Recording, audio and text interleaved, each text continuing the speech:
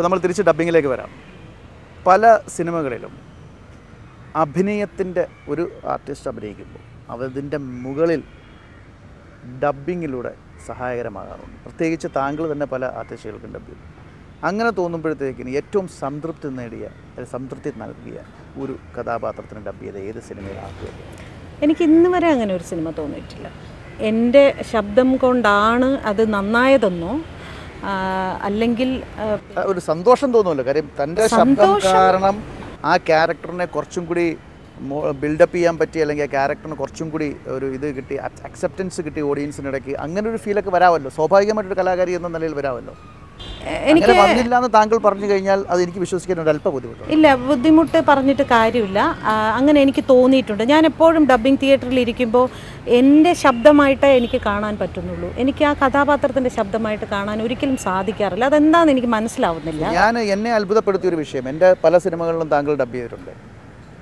ഏത് വികാരങ്ങളിലാണ് ഒരു ആർട്ടിസ്റ്റ് അഭിനയിക്കുന്നത് അതൊന്നും ഡബ്ബ് ചെയ്യുമ്പോൾ താങ്കളുടെ മുഖത്ത് വരാറേയില്ല. എന്നെ പലപ്പോഴും അത്ഭുതപ്പെടുത്തി. പല ഡബ്ബിംഗ് ആർട്ടിസ്റ്റുകളും കാണുന്നുണ്ട്, കരയുമ്പോൾ കൂടെ കരയുന്ന ഡബ്ബിംഗ് ആർട്ടിസ്റ്റുകളെ ഞാൻ കണ്ടിട്ടുണ്ട്. പക്ഷേ ഭാഗ്യലക്ഷ്മി മാഡത്തിൽ ഒരേ വികാരം, ഒറ്റ നിപ്പ്, ഒറ്റ വേൽ.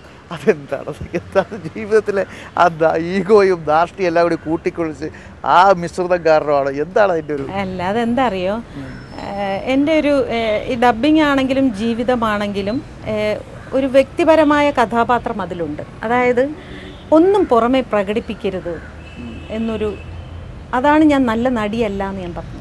ഒരു നല്ല ആക്ടർക്ക് ആവശ്യം ഫേസിൽ അത് വരുത്തുക എന്നുള്ളതാണ്, അല്ലേ? എനിക്കത് വരില്ല ഫേസിൽ. ഇപ്പോൾ ഡബ്ബിംഗ് തിയേറ്ററിൽ ഈ പറഞ്ഞ അങ്ങനെ ഒരാൾ എങ്ങനെ ക്യാമറയുടെ മുമ്പിൽ നിൽക്കാൻ പറ്റും?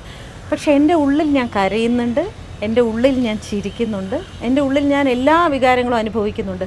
അപ്പം അതെല്ലാം ശബ്ദത്തിൽ കൂടെ വരും, മുഖത്ത് വരില്ല. അപ്പോൾ ഈ പറഞ്ഞ നമ്മൾ നേരത്തെ ചോദിച്ച ചോദ്യം, ഒരുപാട് സിനിമകൾ ചെയ്തപ്പോൾ പലരും പറഞ്ഞിട്ടുണ്ട് ആ കഥാപാത്രമായി ജീവിച്ചിട്ടുണ്ട് എന്നൊക്കെ പറയുമ്പോഴും ഞാനിങ്ങനെ എൻ്റെ ഡബ്ബിങ്ങിൻ്റെ ഇതിങ്ങനെ ശ്രദ്ധിച്ചിരിക്കും. പിന്നെ ഒരു പരിധി വരെ കുറച്ചൊക്കെ ഒരു സാറ്റിസ്ഫാക്ഷൻ തോന്നിയിട്ടുള്ള ശോഭന ചെയ്ത സിനിമകളൊക്കെ ചെയ്യുമ്പോൾ എനിക്ക് അങ്ങനെ തോന്നിയിട്ടുണ്ട്. മൺചിത്രത്താഴ്, മഴയെത്തും മുൻപേ ഒക്കെ ഞാൻ വല്ലാതെ ഫീൽ ചെയ്ത സിനിമയാണ്. പക്ഷേ എനിക്ക് ഭയങ്കരമായിട്ട് ഇഷ്ടപ്പെട്ട ഒരു കഥയായിരുന്നു. അതുപോലെ മേഘമൽഹാർ ചെയ്യുമ്പോൾ എനിക്ക് വളരെ ഇഷ്ടമായിരുന്നു.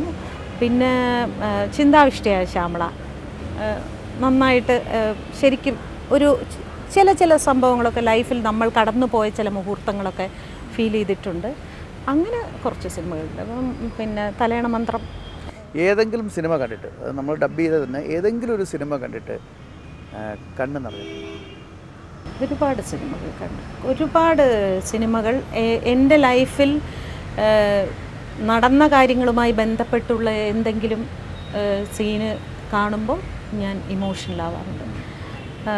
പിന്നെ എനിക്ക് കിട്ടാതെ പോയ ചില സാഹചര്യങ്ങൾ, സന്ദർഭങ്ങൾ സിനിമയിൽ കാണുമ്പോൾ ഇമോഷണലാവാറുണ്ട്. ഫോർ എക്സാമ്പിൾ, ഒരു ബ്രദറിൻ്റെ സ്നേഹം, അത് കാണുമ്പോൾ എനിക്ക് ഞാൻ ഇമോഷണലാവാറുണ്ട്. പിന്നെ അമ്മ, അച്ഛനെ എനിക്ക് ഓർമ്മയില്ല, അതുകൊണ്ട് തന്നെ എനിക്ക് അച്ഛൻ എന്ന് പറയുന്ന ഒരു വികാരം എനിക്കങ്ങനെ തോന്നിയിട്ടില്ല. ബ്രദറും അമ്മയാണ് ഏറ്റവും കൂടുതൽ തോന്നിയിട്ടുള്ളത്. അങ്ങനെ അത്തരത്തിലുള്ള സിനിമകൾ ഞാൻ വല്ലാതെ ഇമോഷണലായിട്ടുണ്ട്. ഇടയ്ക്ക് ഒരു ഡബ്ബിംഗ് ഇൻസ്റ്റിറ്റ്യൂട്ട് നടത്തിയല്ലോ എൻ്റെ പ്രിൻസിപ്പൽ മോഹൻലാലുമായിട്ട് ചേർന്ന്. അതിൻ്റെ പ്രവർത്തനം ഇടയ്ക്ക് നിന്ന് പോയി. എന്തായിരുന്നു അതിൻ്റെ കാരണം? അത് തുടങ്ങാനൊരു വലിയൊരു ആവേശമൊക്കെ നമ്മൾ കണ്ടിരുന്നു. അപ്പോൾ പുതുതായിട്ട് പുതിയ കുറേ പുത്തൻ നാമ്പുകളെ ഈ രംഗത്തേക്ക് കൊണ്ടുവരുന്നുള്ളൊരു വളരെ സിൻസിയറായിട്ടുള്ളൊരു എഫേർട്ടായിരുന്നു. പിന്നീട് അത് പാതി വഴിക്ക് നിർത്തി വെച്ചു. അത് എന്താണ് അതിൻ്റെ കാരണം? എൻ്റെ ഒരു വലിയൊരു തെറ്റെന്ന് വെച്ചാൽ ഞാൻ വളരെ ഈസി ആയിട്ടാണ് അതിനെ കണ്ടത്. ഞാൻ വിചാരിച്ചു ഒരു ഡബ്ബിംഗ് ആർട്ടിസ്റ്റിനെ നമുക്ക് എളുപ്പത്തിൽ ഉണ്ടാക്കിയെടുക്കാം എന്നുള്ളതല്ല, ആ കഴിവുള്ള ഒരാൾക്ക് നമ്മൾ പുറകിൽ നിന്നൊരു സപ്പോർട്ട്, ഒരു തള്ളും കൂടെ നമ്മളൊന്ന് തള്ളിക്കൊടുത്താൽ ആ വ്യക്തിക്കൊരു ഹെൽപ്ഫുള്ളായിരിക്കും. കാരണം എനിക്ക് അങ്ങനെ ഒരു ഹെൽപ്പ് കിട്ടിയിട്ടില്ലായിരുന്നു. ഞാൻ തുടങ്ങിയ കാലത്ത് കോട്ടയം ശാന്ത, TR ഓമന ചേച്ചി, പലാത്തങ്കം, ആനന്ദവല്ലി ഇങ്ങനെയൊക്കെ ഉണ്ടായിരുന്ന ഒരു കാലത്ത് ഒരു കരച്ചിലോ ഒരു ചിരിയോ ഒക്കെ എങ്ങനെയാണ് എന്ന് പഠിക്കാൻ വേണ്ടി അവരുടെ മുമ്പിൽ പോയി നിൽക്കുമ്പോൾ ഒരുപാട് അവർ ഇങ്ങനെ നമ്മളെ ചീത്ത പറയും, ഇൻസൾട്ട് ചെയ്യുകയൊക്കെ ചെയ്തിട്ടുണ്ട്. അങ്ങനെ അപ്പോൾ എനിക്ക് തോന്നി ഇത്തരം കാര്യങ്ങൾ, ചില ടെക്നിക്സൊക്കെ ഉണ്ട്. ചില ചെറിയ സാധനങ്ങൾ. ഇപ്പം സങ്കടമായിട്ട് ഡയലോഗ് പറയുമ്പോൾ തൊണ്ട വിറച്ചുകൊണ്ട് പറയുക, സന്തോഷമായിട്ട് സംസാരിക്കുമ്പോൾ ഉള്ളിൽ തന്നെ നമ്മൾ സന്തോഷം അകത്തേക്ക് എടുക്കുക. ഇത്തരം കാര്യങ്ങൾ ഒരു പരിധി വരെ നമുക്ക് പറഞ്ഞു കൊടുക്കാൻ സാധിക്കും, തീർച്ചയായിട്ടും സാധിക്കും. അപ്പോൾ ആ കാര്യത്തിന് കുറച്ച് പുതിയ തലമുറയ്ക്ക് ഒരു ഹെൽപ്ഫുള്ളാകാമെന്ന് കരുതിയാണ് ഞാൻ ഇൻസ്റ്റിറ്റ്യൂട്ട് തുടങ്ങിയത്.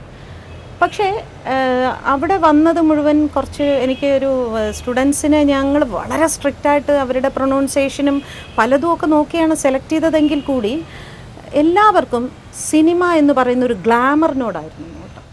ഇപ്പം ഇതിൽ വന്നു കഴിഞ്ഞാൽ അവർ കാണുന്ന ഭാഗ്യലക്ഷ്മി വളരെ ലൈം ലൈറ്റിൽ നിൽക്കുന്നു, നല്ല വെൽ ഡ്രസ്ഡായിട്ട് തന്നെ വണ്ടി ഓടിക്കുന്നു, വരുന്നു, പിന്നെ നല്ല ഫേമസ് ആവുന്നു, മീഡിയയിൽ എപ്പോഴും വരുന്നു.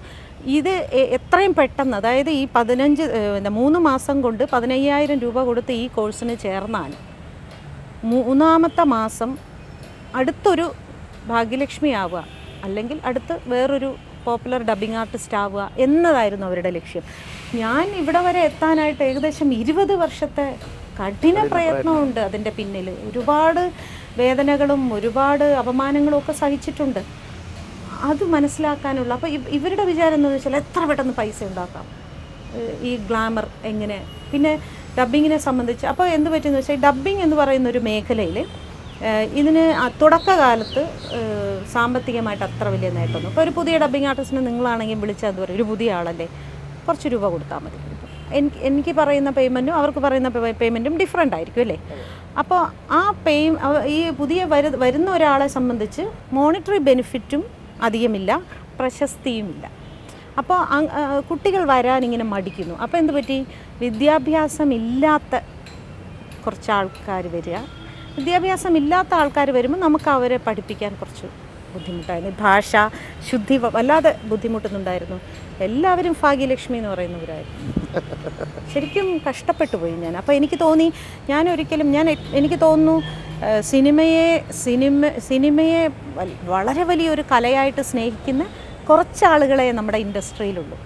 വളരെ കുറച്ച് ആൾക്കാർ, വിരലിൽ എണ്ണാവുന്ന കുറച്ച് ആൾക്കാർ. ആ ആളുകളിൽ ഒരാളാണ് ഞാൻ. ആ ആളെന്നുള്ള നിലയ്ക്ക് എനിക്ക് സിനിമയ്ക്ക് നാളെ ഞാൻ മാറിയാൽ ഭാഗ്യലക്ഷ്മിയുടെ കോൺട്രിബ്യൂഷൻ എന്തായിരുന്നു എന്നൊരു മുദ്ര ഇവിടെ പതിപ്പിക്കണം എന്ന് എനിക്കുണ്ടായിരുന്നു. അതിനു വേണ്ടിയാണ് ഞാൻ തുടങ്ങിയത്. പക്ഷേ എനിക്ക് വേണമെങ്കിൽ അതൊരു ബിസിനസ്സായിട്ട് കൊണ്ടുപോകാമായിരുന്നു. ഞാൻ വിചാരിച്ചു വേണ്ട. അപ്പോൾ ഈ വന്ന സ്റ്റുഡൻസ് പലരും മെറ്റീരിയലിസ്റ്റിക് ആയിരുന്നു എന്നുള്ളതാണ്. അതെ.